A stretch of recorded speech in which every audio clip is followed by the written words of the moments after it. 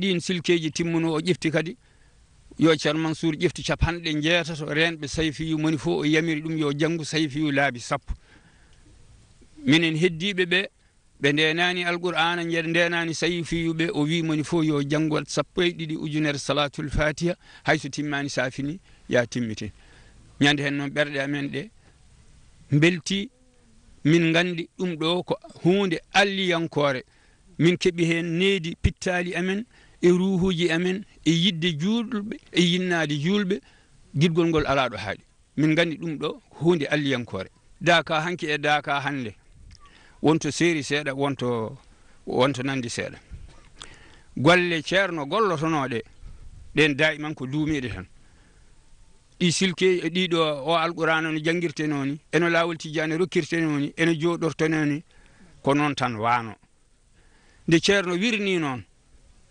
ceerno Mouhamadoul Mansour o wi aha ma won ko jiiɗon ko on jiyatano ɗo hejjatano e ruuhu ceerno o ɗo kono oɗo gonɗo ɗo e ɗum hejja e ruuhu muɗum o ɗum waɗi ko ari ɗo foof emin gaddi ne wawi hejjude o e ruuhu hayso wawano hejjude o e ruuhu mo meeɗa arde de ina saɗi haaldude kono noon nde wonde daka sa ari e mum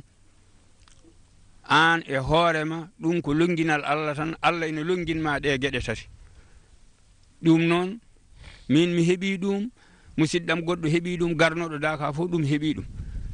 sa yettima daka tan a fiɓat somi yeehi kaari musidɗam o mo aratano mi addat ɗum mo wuuri on noon sa fiɓi ɗum gila ga sa hooti a haalanat ɗum e gueɗal gongal ngal a wiyat e fiɓat e ɓernde ma ko heddi e gurdamam ko hitande fof mi tawete daka hay saro jorani artude ɗum kam fiɓat e ɓernde ma so wi kadi aɗa jogui musidɗo garannoɗo daka haalananima sifa daka a fiɓat e ɓernde ma o de ndeke wona musidɗam hinno ko musidɗam haalantam no daka wayi happeren Fuuta lillahi ha jettoɗen to seren ɓe hoolaɓe ɓuur e gunas teren Fuuta lillahi ha jettoɗen to seren ɓe hoolaɓe ɓuur e gunas